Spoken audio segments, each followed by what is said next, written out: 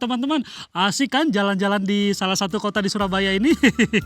Oh iya teman-teman, ngomong-ngomong soal pahlawan nih, kita memang harus menghormati para pahlawan. Tapi tidak hanya pahlawan saja, orang tua atau orang yang lebih tua juga harus dihormati teman-teman. Jangan seperti si Jojo di dalam cerita ini nih, nih lihat nih.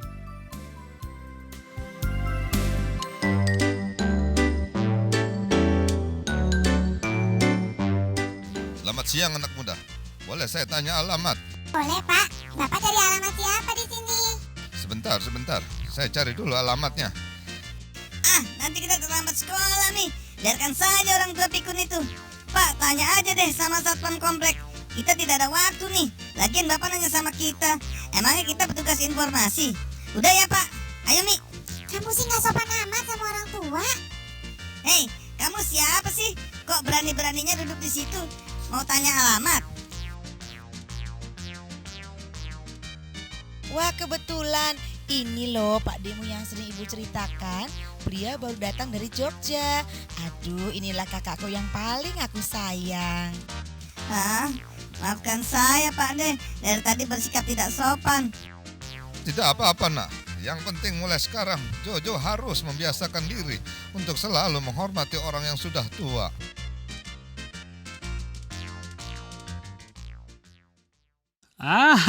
Teman-teman, itu tadi cerita tentang si Jojo. Jadi kita memang harus menghargai orang tua, apalagi kalau mereka butuh bantuan kita teman-teman ya. Oh ya, satu lagi info dari Ranggu, yaitu tentang Jembatan Merah. Kalian tahu Jembatan Merah kan? Nah, coba sekarang kita lihat ya, Jembatan Merah itu sebetulnya ada di mana ya?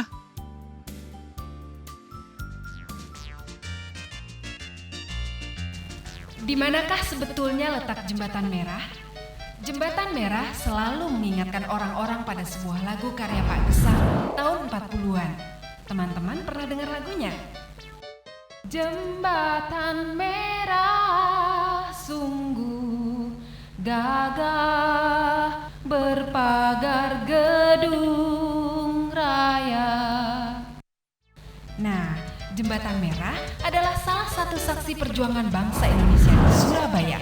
Letaknya di pusat kota Surabaya, depan gedung Karesidenan, dan menghubungkan Jalan Raja Wali dan Jalan Kembang Jepun. Ngomong-ngomong, Kak Agus nanti ceritanya apa ya? Wah, enaknya sih kita saksikan saja sama-sama setelah yang satu ini.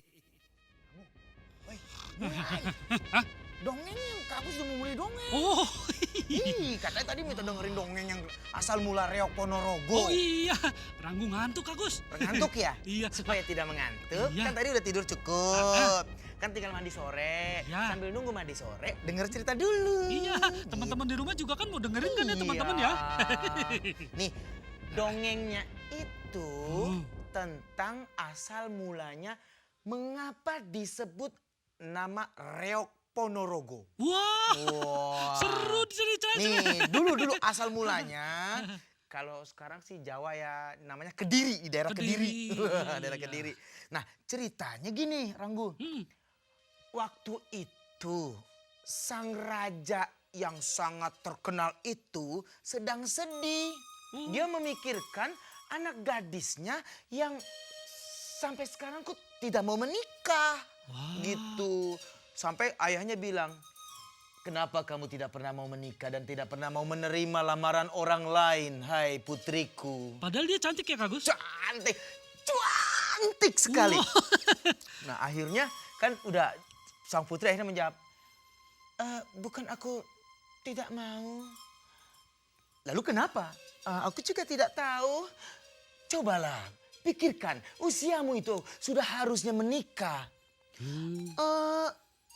Baiklah, beri aku waktu. Aku akan berpuasa. Setelah itu akan kukatakan kepada ayahanda. Gitu kan cerita dia setelah bersemedi. Terus dia bertemu dengan ayahanda rajanya. Dia berkata, ayah, baiklah aku akan mau dinikahkan. Tetapi aku punya syarat. Syaratnya itu adalah pertama, sebagai calon suamiku harus saat melamarnya harus membawa tabu-tabuhan dan pokoknya pertunjukan yang banyak alat musiknya. Hmm. Yang kedua, aku minta dibawakan 140 ekor kuda kembar. Nah, jadi 140 ekor kuda kembar itu yang nanti buat jadi barisan pengantin ceritanya Iya, gitu. iya, iya. Nah, yang terakhir adalah binatang berkepala 2. Tidak salahkah persyaratan yang kau minta itu? Tidak. Akhirnya diumumkan. Pengumuman. Sekarang diumumkannya sebuah pengumuman. Akhirnya tersebarlah kemana-mana. Iya. Tapi tidak ada yang mau. Kan syaratnya berat. Iya Kak Gus. Pertunjukan, baiklah bisa. Kemudian apalagi ya? Kuda. Kuda bolehlah bisa. Tapi binatang berkepala 2. Oh. Tapi rupanya ada yang sanggup. Yaitu Raja Singa Barong. Oh. Raja Iya, iya. Singa Barong adalah seorang raja yang berbadan manusia dan berkepala singa. Wah. Dia itu ganas, jahat, sadis deh pokoknya. Wah, apa saja maunya dipukul, maunya ditondok. Gitu, sampai akhirnya semua takut sama dia. Dan ada yang kedua, yaitu Raja Kelana Swandana namanya. Oh. Tapi raja yang satu ini lain. Dia tampan, cakep, lemah lembut. Tapi dia senang merayu laki-laki. Malu. Tapi dia kan laki-laki kan? Dia ya, raja namanya. Iya. Dia senang dengan laki-laki. Wah. Lalu ayahanda berkata, putriku, apakah kau sudah pikirkan seandainya Raja Singa Barong dan menjadi suamimu, dia adalah raja yang jahat. Yang kedua, apabila Raja Kelana Swandana jadi suamimu, dia suka pada laki-laki. Tapi aku mendengar katanya kalau Raja Kelana berhasil memenuhi syarat itu dan menjadi suamiku, dia mungkin akan berubah sikap, ayahanda. Baiklah, kita tunggu. Oh, rupanya Raja Singa Barong berusaha. Aku akan memenangkan sayembara ini, katanya begitu. Belum ya? Terus dia berusaha, cepat kumpulkan. Berapa tadi? 140 ekor kuda kembar. 140. Cari, dapat. Kemudian buatlah satu pertunjukan. Dapat, disiapkan. Tapi binatang berkepala 2 aku harus bisa dapatkan di mana ya?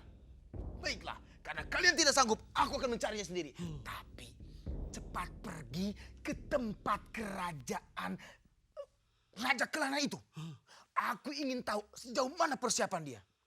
Rupanya Raja Singa Barong mau main curang, Ranggu. Wah, nggak boleh, Kak Gus, ya. Dia mau mencuri apa-apa yang Raja Kelana sudah siapkan. Wah, Kedengaran sama Raja Kelana. curang tuh Kak Gus. Curang. Raja Iya. Kelana akhirnya kan datang. Heeh. Dia menghadap kepada Raja Singa Barong. Singa Barong. Raja Singa Barong, rupanya kau telah berbuat curang. Kau akan mengambil apa yang menjadi persiapanku. Siapa kau? Siapa kau? Aku adalah Raja Kelana. Raja Singa Barong lagi males-malesan. Dia kan kalau kepalanya gatel gitu ya. Garuk-garuk. Bukan garuk-garuk bukan. Dia itu kan ambil burung merak itu, suruh burung. patukin kepalanya. Wah, Dia dipatukin sama burung kepala, dia lagi burung merak itu kan dia Merak. jadi malas gitu ya. Akhirnya Raja Kelana bilang, kesempatan untukku. Langsung Raja Kelana membaca mantra-mantra. Sengkele mene mene kelese. Wah, dia rubah. Raja Singa Barong berubah menjadi orang yang tidak punya ingatan. Dan gila. bahkan kepala yang singa itu ditambah dengan seekor merak yang di atas kepalanya itu menempel. Wah, Dibawa ke istana. menjadi satu Kak Gus ya? Menjadi satu. Wah. Akhirnya Putri Dewi Sangga Langit itu menerima. Oh, karena Menerima Raja persyaratannya Kelana itu. memenuhi.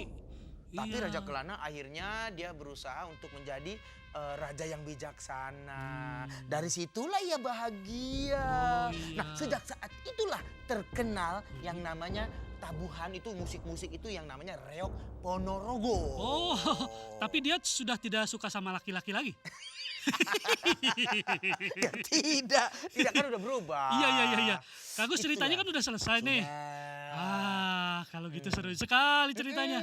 Iya, Kak Agus, kita mau ngucapin selamat berpuasa nih buat teman-teman yang berpuasa nih. Iya. Ya, sama-sama ya. Iya, yuk sama-sama. Yuk, 1, 2, 3. Teman-teman, selamat menunaikan ibadah puasa. Tapi tetaplah saksikan acara Ayo cari tahu.